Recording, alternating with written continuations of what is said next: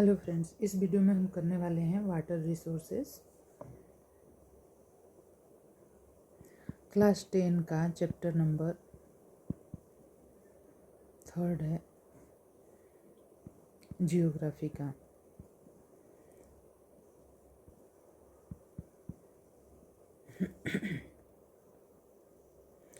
तो यहाँ पे हमने पार्ट 1 बनाया हुआ है। आपने नहीं देखा तो जाके ज़रूर से देखिए। यहाँ पे हमने देखा था कि हमारी जो धरती है उसका 3/4 जो है क्या है, ढका हुआ है वाटर से। तो हम ऐसी स्थिति में, जबकि हमारी धरती का 3/4 जो है वाटर से ढका हुआ है, हम वाटर स्कैरसिटी की बात कैसे कर सकते हैं। मतलब कि हम ऐसा कैसे सोच सकते हैं कि जब धरती का 4 हिस्सा में से 3 हिस्सा पानी से ढका हुआ है तो पानी की कमी कैसे हो सकती है। तो इसी को समझेंगे। इसको समझाया था मैंने पहले के वीडियो में भी। यहाँ पे ये समझाया था कि वाटर स्कैरसिटी की जब बात होती है कि पानी की कमी हो गई, तो हमारे दिमाग में जो है जनरली जो पिक्चर आता है वो आता है राजस्थान जैसे जो जगह हो गया, जैसे डेजर्ट हो गया, वैसे जगहों पे जहाँ की पानी की कमी होती है। लेकिन कोई ज़रूरी नहीं कि वो डेजर्ट ही हो। बहुत सारे जगह ऐसे भी होते हैं जहाँ पे वाटर तो होता है लेकिन हम उसका यूज़ नहीं कर सकते। जैसे कि यहाँ पे एक ये फ़ोटो दिखाया गया है आपको। यहाँ पे पानी तो बहुत है, लोग घरों से बाहर नहीं निकल सकते, पानी चारों तरफ लगा हुआ है। लेकिन क्या है कि ये पानी इतना गंदा है कि हम इसे किसी भी यूज में नहीं ला सकते। ना तो इसमें कपड़े धुल सकते हैं, नहीं तो बर्तन धुल सकते हैं, नहीं तो नहा सकते हैं, ना पी सकते हैं। ठीक है, तो ये पानी इतना गंदा है। तो ये पानी का होना भी पानी के नहीं होने के बराबर है। ठीक ऐसे ये कश्मीर का पिक्चर है, ये स्नो है, अब यहाँ पे पानी का होना भी नहीं होने के बराबर है। इसी तरह से है इज़राइल। यहाँ पे एक पिक्चर ये बता रही है कि इज़राइल में जो है कि 25 सेंटीमीटर वर्षा होती है, जबकि यहाँ पे कह रहा है कि जहाँ पे औसत वर्षा होती है वहाँ पे पानी की कमी नहीं होती, और जहाँ पे 114 सेंटीमीटर वार्षिक वर्षा वाले हमारे देश में प्रतिवर्ष किसी भाग में सूखावश्य पड़ता है। मतलब कि अगर हम देखें कि औसत वर्षा जो होती है, वर्षा वो कितनी होनी चाहिए, तो वो है 114 सेंटीमीटर। इतनी तो बारिश होनी चाहिए जैसा कि हमारे देश में होता है। और इसमें भी औसत वर्षा होती है जहाँ पे तो पानी की कमी नहीं महसूस होती है। लेकिन अगर इसका सही से मैनेज नहीं किया जाए इसको, तो दिक्कत होती है।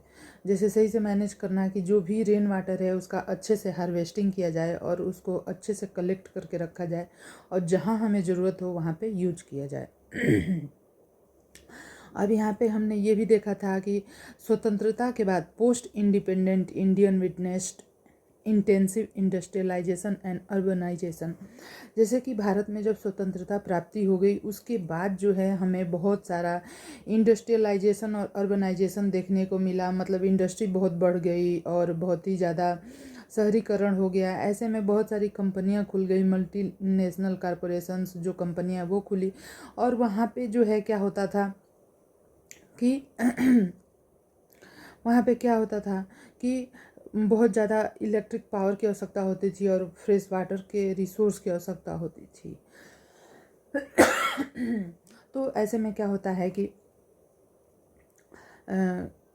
ज़्यादातर जो फ्रेश वाटर है, जो हमारे नदी हैं, बाकी जो रिसोर्सेज है वो भी यूज हो जाते हैं। तो ये सारी चीज़ें होती है। इसी तरह से हम देख रहे हैं कि सो फार वी है focus on the quantitative aspect of water scarcity. तो क्वांटिटी की कमी कभी भी नहीं रही है, नहीं है। लेकिन अगर उसका यूज होने लायक ना रहे तो क्या फ़ायदा। जैसे फ्रेश वाटर जो है वहाँ पे जो इंडस्ट्री के वेस्ट है उसको वहाँ पे गिरा दिया जाता है, या फिर जो है कि chemicals, pesticide, fertilisers, agriculture waste सारे जाते हैं। तो ये क्या करते हैं, नदी के पानी को गंदा कर देते हैं।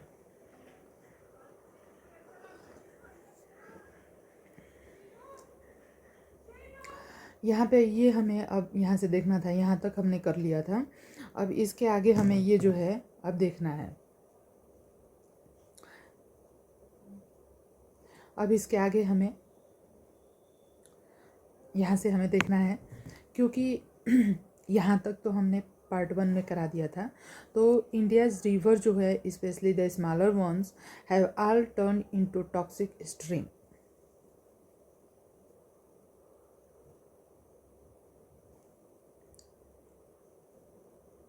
इसका मतलब है कि इंडिया में जितनी भी रिवर्स हैं अभी के समय पे वो सारी की सारी टॉक्सिक हो गई है।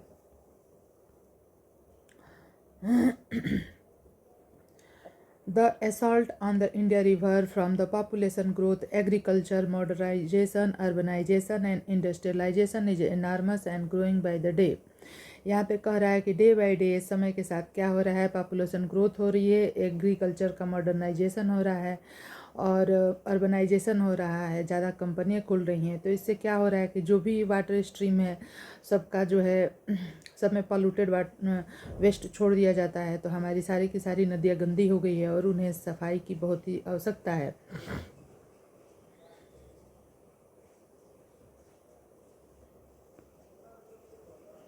Multipurpose river project and integrated water resource management. जो मल्टीपर्पज रिवर प्रोजेक्ट है और इंटीग्रेटेड वाटर रिसोर्स मैनेजमेंट है, उसके बारे में यहाँ पे हम बात करेंगे। मल्टीपर्पज रिवर प्रोजेक्ट, जो मल्टीपर्पज रिवर प्रोजेक्ट होते हैं उसमें जो है हम रिवर से वाटर को लेके अपने डिफरेंट कार्यों के लिए यूज करते हैं। और जो वाटर रिसोर्स है उसका मैनेजमेंट हम कैसे करते हैं, डैम वगैरह बना के हम करते हैं।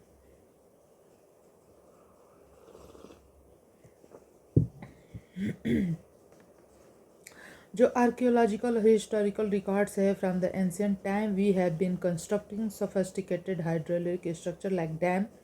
तो यहाँ पे ये कह रहा है कि हाइड्रोलिक डैम बनाए जाते हैं जो कि स्टोन और रबल्स के बने होते हैं, रिजर्वायर और लेक्स पे और कैनाल्स पे for the irrigation. Not surprisingly we have continued this tradition in modern India by building dam in most of our river basin। तो जो भी हमारा पानी का यूज है उसके लिए हम रिवर्स पे डैम बनाते हैं, ठीक है।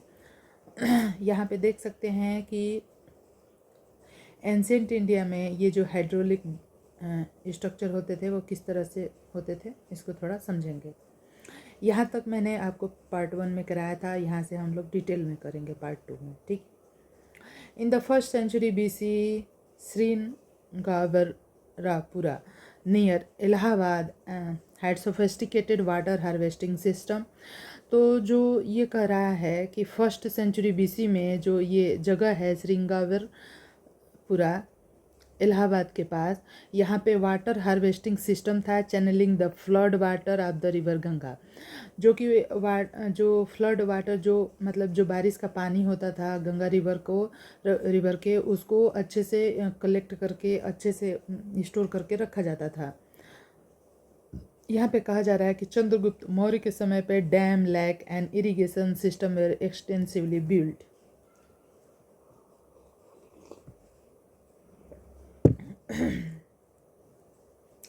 जो एविडेंस है सोफिस्टिकेटेड इरिगेशन वर्क के have also been found in Kalinga.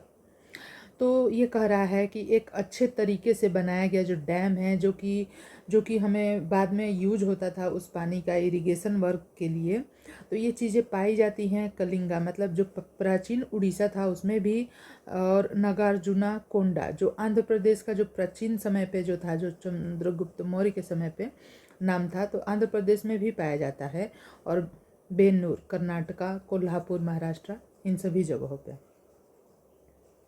यहाँ पे देखेंगे इन 11th सेंचुरी भोपाल लेक जो भोपाल लेक है on the large artificial lake of its time was built. 11th century में भोपाल लेक पे बनाया गया था डैम, और 14th सेंचुरी में tank in the Hauz Khas Delhi was constructed by Iltutmish for the supplying water to the Shri fort area.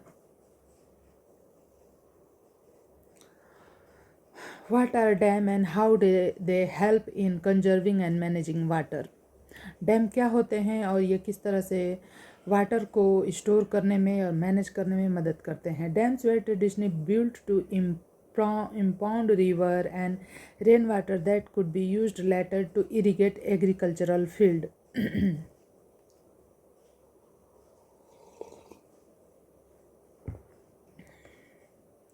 तो ये कहा जा रहा है कि डैम जो है बहुत प्राचीन समय से बनाए जाते हैं और ये जो है क्या करते हैं, build to impound river and rain water. ये जो है रेन वाटर को स्टोर करते हैं और हमारे एग्रीकल्चरल फील्ड में डिस्ट्रीब्यूट करते हैं। Today dam are build not just for irrigation but for electricity generation.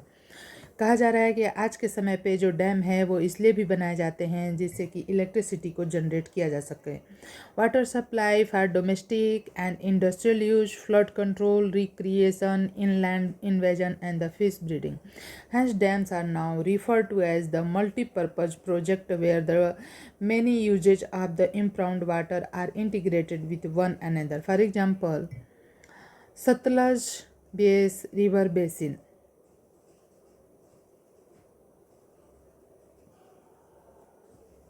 और Bhakra Nangal project water is being used both for hydel power production and irrigation.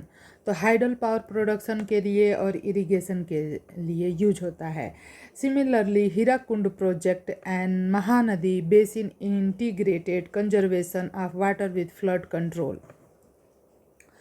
जो मल्टीपर्पज़ प्रोजेक्ट्स हैं लॉन्च्ड आफ्टर इंडिपेंडेंस, जो multipurpose project जो कि launch हुए हैं स्वतंत्रता के बाद with their integrated water resource management approaches where thought of the vehicle that would lead the nation to development and progress. Overcoming the handicap of the colonial past, Jawaharlal Nehru proudly proclaimed the dam and the temple of Mother India, the region behind that. Dam is a barrier.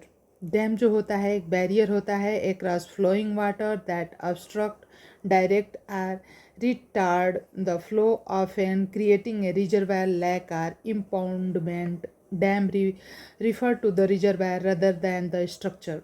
Most dam have a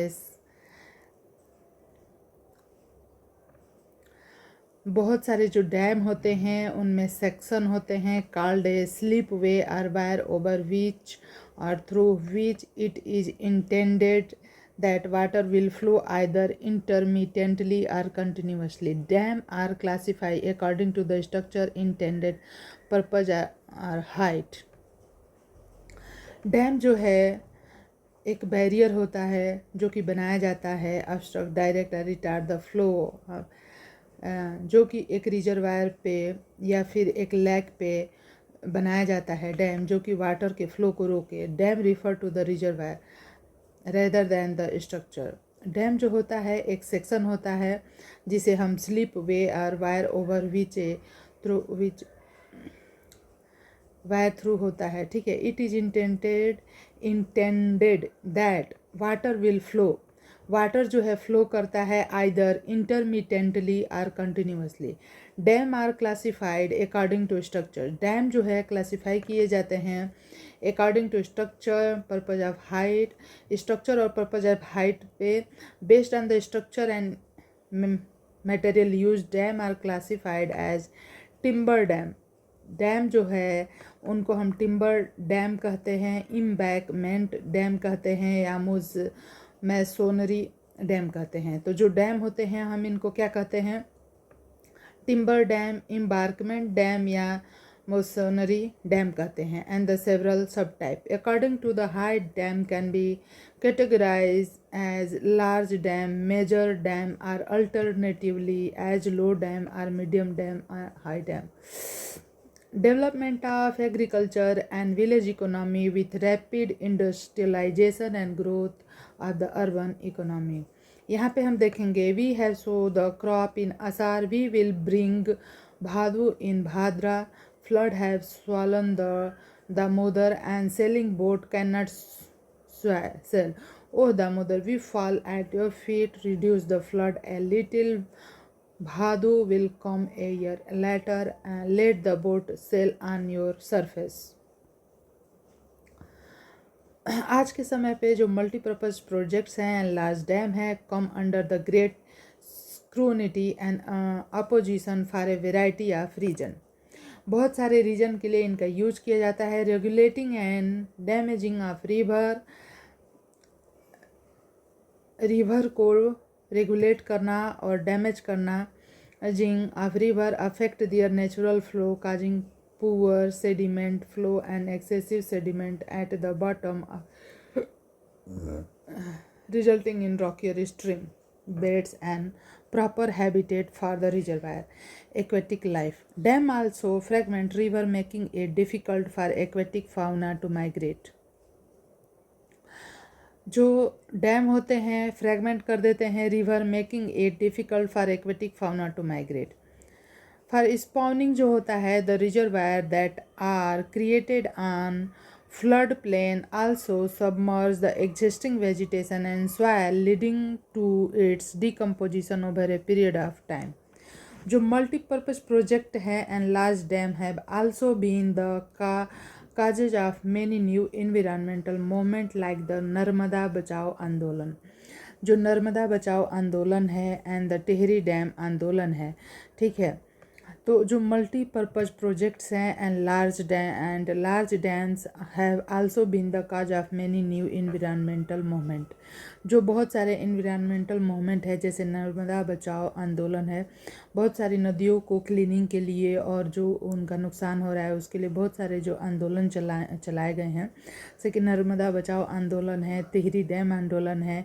resistance to this project has primarily been due to the large scale displacement of local countries. Local people often had to give up their land, livelihood, and their merged assets and control over resources for the greater good of the nation. So, if the local people are not benefiting from the such project, then who is benefited? तो यही कहा जा रहा है कि ये जो projects हैं, ये जो आंदोलन है, इससे क्या होता है कि उस नदी के जो आसपास रहने वाले लोग हैं उनको फ़ायदा होता है, लार्ज फार्मर्स को, इंडस्ट्रियलिस्ट को और फ्यू अर्बन सेंटर्स को। जो नर्मदा बचाओ आंदोलन है और the save Narmada movement is a non government organization and mobilized tribal people, farmers, environmentalists and human rights activists against the Sardar Sarovar Dam being built across the Narmada River in Gujarat। जो Narmada river है गुजरात में तो उस पे बनाया गया है। जैसे नर्मदा बचाओ आंदोलन और save Narmada movement is a non governmental organisation. Save Narmada, जो नर्मदा बचाओ आंदोलन है, यह नॉन गवर्नमेंट ऑर्गेनाइजेशन के द्वारा एक मूवमेंट चलाया गया दैट मोबिलाइज ट्राइबल पीपल, जो कि ट्राइबल पीपल को मोबिलाइज करता है, फार्मर्स को, इन्वायरमेंटलिस्ट को and human right activist against the Sardar Sarovar dam being built across the Narmada river. It originally focused on environmental issue related to trees that would be submerged under the dam water. Recently, it has refocused the aim to enable poor citizens, especially the displaced people, to get full rehabilitation facilities from the government. People felt that their suffering would not be in vain, except the trauma of displacement, believing in the promise of irrigated field and painful harvest. So often, survivors of Rihand told us that they accept their suffering as sacrifice for the sake of their nation. But now, after 30 bitter years of being adrift, their livelihood having even been more precautious, they keep asking, are we the only one choose to make sacrifice for the nation?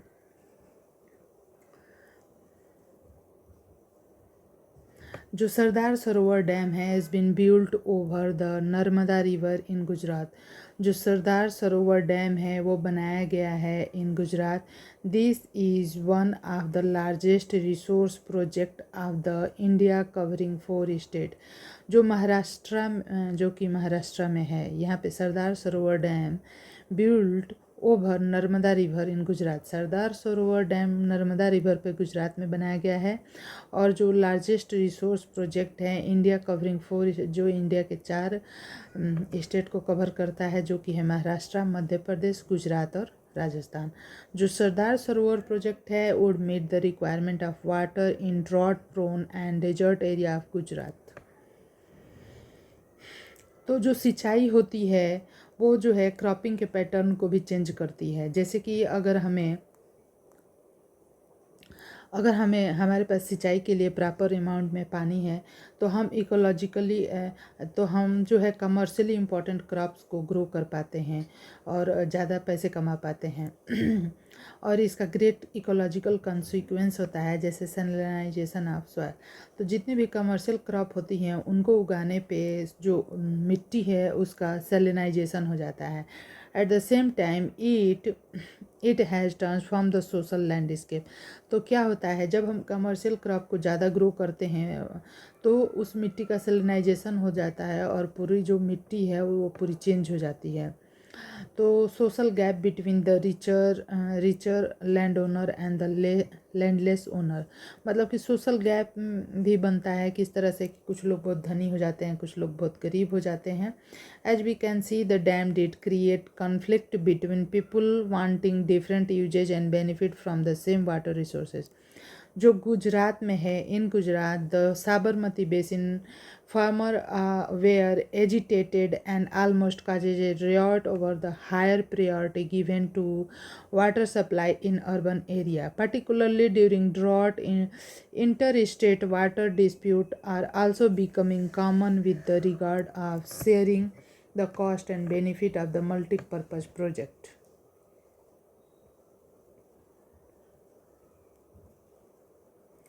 Most of the objection to the project arose due to their failure to achieve the purpose for which they were built.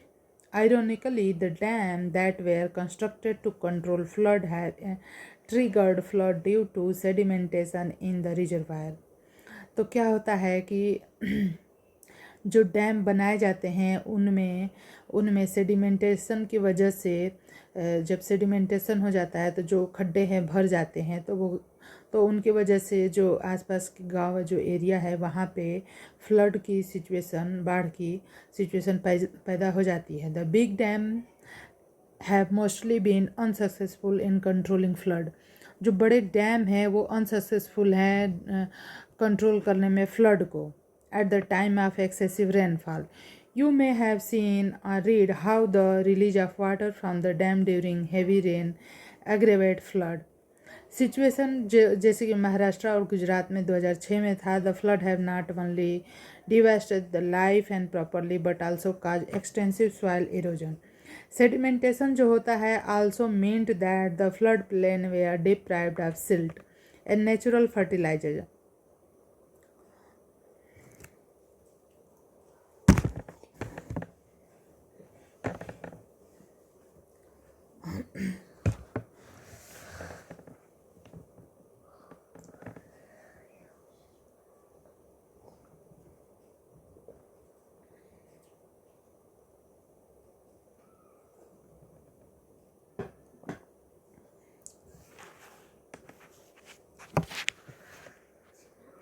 It was also observed that the multipurpose project induces earthquake।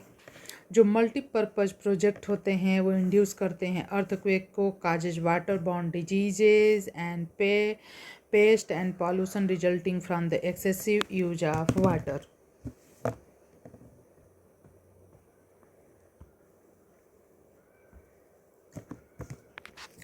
उसके बाद है हमारा rain water harvesting. Many दो that given the devastating and rising resistance against the multi-purpose project, water harvesting system was a available alternative both socio-economically and environmentally in ancient India. Along with the sophisticated hydroelectric structure, there exists an extraordinary tradition of the water harvesting system. People had in-depth knowledge of rainfall, rigma, and soil type, and developed wide-ranging technique to harvest rainwater, groundwater, river water, and flood water in keeping with the local ecological condition and their water needs. In hill and mountain region, जो hilly और mountain region है, people build diversion channel like the Gulf Schools or the Western Himalaya for the agriculture. Roof top जो होता है rain water का harvesting was commonly practicised to store drinking water particularly in Rajasthan.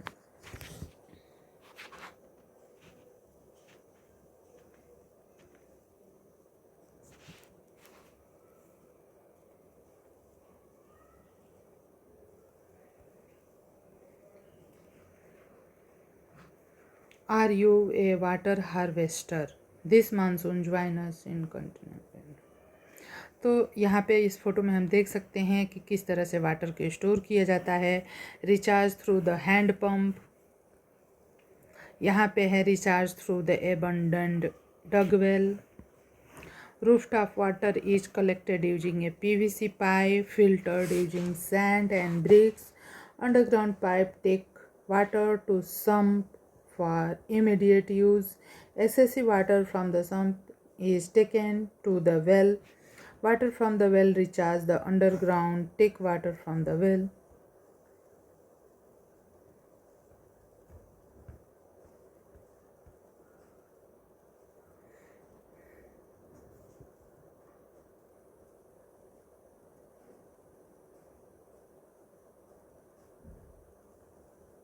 ये Kaza village का है, from which water is released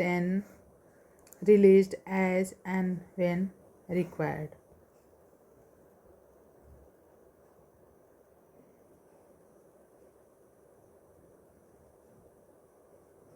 यहाँ पे कह रहा है कि रेन वाटर जो होता है यह commonly refer to as this part. तो रेन वाटर जो होता है सबसे purest form of the water natural water होता है। बहुत सारे जो हाउसेज हैं उनमें कंस्ट्रक्ट किया गया है underground room adjoining the tank. जो अंडरग्राउंड रूम्स हैं उनसे जुड़े हुए टैंक है to beat the summer heat as it would keep the room cool.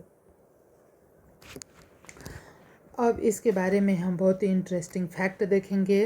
Roof top rain water harvesting is the most common practice in Shillong. जो roof top पे जो harvesting होती है वाटर की वो सबसे इम्पॉर्टेंट प्रैक्टिस है, is the most common practice in Shillong Meghalaya. It is interesting because Cherrapunji and Mawsynram, Cherrapunji में और मौसीराम में 55 किलोमीटर की दूरी है। From the Shillong receive the highest rainfall in the world. At the state capital Shillong faces acute shortage of water. जो करीब से 15 से 25% ऑफ द टोटल वाटर है requirement of the household come from the roof top water harvesting. जो western Rajasthan है sadly the practice of roof top water harvesting is on the plenty of water is available due to the perennial Indian Gandhi Canal, though some houses still maintain the tank since they do not like the taste of the top water.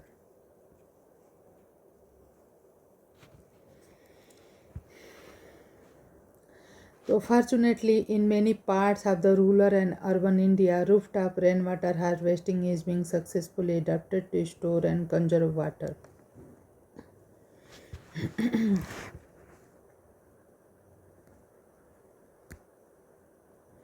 जो गेंडाथूर है एक remote background village है मैसूर कर्नाटका में। Village were installed in their household roof top rain water harvesting system to meet their water need.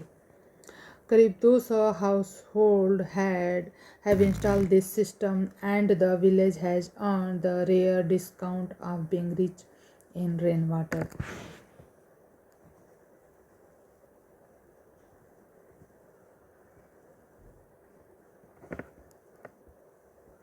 तो यहाँ पे हम ये देख रहे हैं कि से कर्नाटका हो गया, यहाँ के कुछ जो गांव हैं वहाँ पे पानी की कमी होती है तो कैसे वो लोग अपने वाटर को कैसे स्टोर करके जो है रखते हैं और कैसे यूज करते हैं। तमिलनाडु के बारे में भी है एक इंटरेस्टिंग फैक्ट है कि जो रूफ टॉप का रेन वाटर होता है वो रूफ टॉप का रेन वाटर को हार्वेस्ट करने के लिए जो स्ट्रक्चर है वो बहुत ही कंपलसरी होता है। कोई भी अगर घर बनवाएगा तो वो रेन वाटर हार्वेस्ट के लिए पूरा सिस्टम बनवाएगा, नहीं तो उसके बदले उसे पनिशमेंट मिलती है। बम्बू ड्रिप इरिगेशन सिस्टम, ये जो है जनरली जहाँ पे बारिश कम होती है वहाँ पे जंगलों में इस तरह से बेम्बू को काट के 2 भाग में करके ऐसे सिस्टम बना दिया जाता है, और चारों तरफ से जो वाटर होता है ना स्टोर होके आके इस तरह से पाइप से इस तरह से गिरता है, और इसका हम खेतों में यूज करते हैं। तो बम्बू ड्रिप भी एक जो होता है एक चैनल होता है, और इस तरह से खेतों में पानी पहुंचाया जाता है। तो फ्रेंड्स, यह वीडियो आपको कैसा लगा ज़रूर से बताएं, और चैनल को सब्सक्राइब करें, लाइक करें और शेयर करें। धन्यवाद।